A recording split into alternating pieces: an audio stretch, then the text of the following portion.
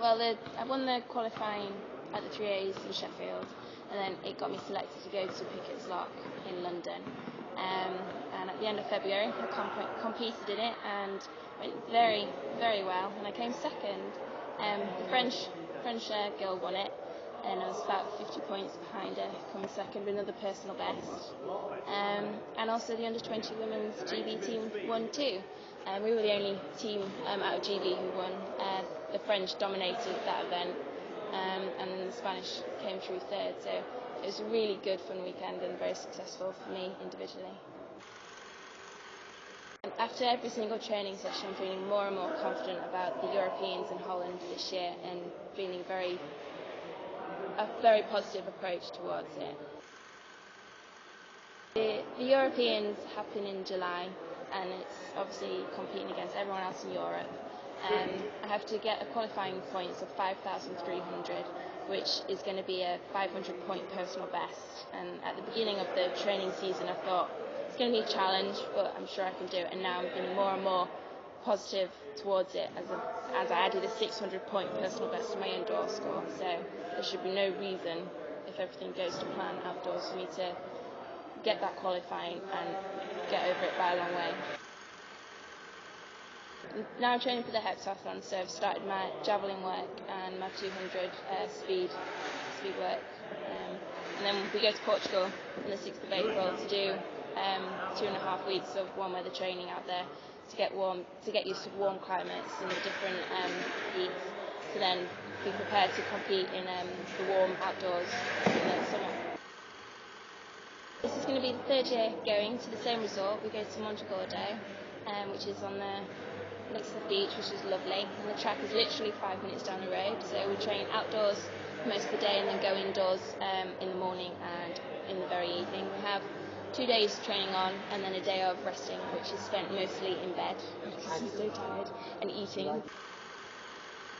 We go onto the beach for a couple of hours a day, but generally the rest days are to not do anything. We don't go on much sightseeing. If we do, it'll be at the end of the trip when we're winding down and we're getting just having a bit of a break. So obviously, actual resting is part of the training too. So yeah, we might head off into Spain one day, but generally the rest days are spent in your apartment or a couple of hours on the beach. There's selected athletes of 13, and then Mike's going to be the 14th, the coach. We're apart from 3, we're all combined eventers, decathletes and heptathletes, and then there's a javelin thrower and 2 triple jumpers. All train at South Leeds and Carnegie, and we train with them a lot, so that we're all prepared in the same way to go out there, so we can all concentrate on the same things and prepare at the same rate. For the Europeans, I only get 3 chances to qualify, and hopefully the first chance, if I get selected, will be to go to Desenzano in Italy to compete with seniors. So it'll push me to get the qualifying. UK Athletics saying a good challenge will actually give you a better result. Then if that doesn't go to plan or doesn't go successful, then a week later I've got a competition in Woodford Green back down in London. And then my last chance to get the qualifying will be the 3As in June in Stoke-on-Trent. So there's only 3 opportunities, but I'm feeling positive. 5,300, that's what UK Athletics want, but the actual qualifying is 5,100. So they wanted to take athletes who actually have the chance of getting on the podium for a bronze, silver or gold. At the moment, the juniors are looking strong.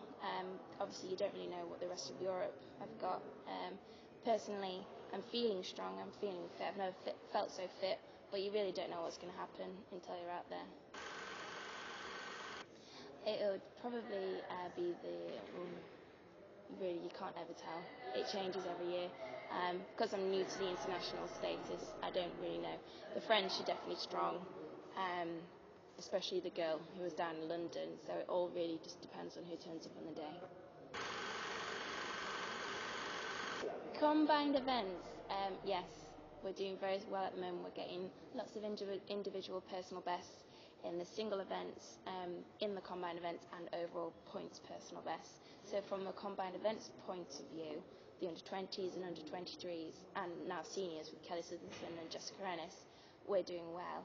With the single events, I think we are doing well. They're just wanting more.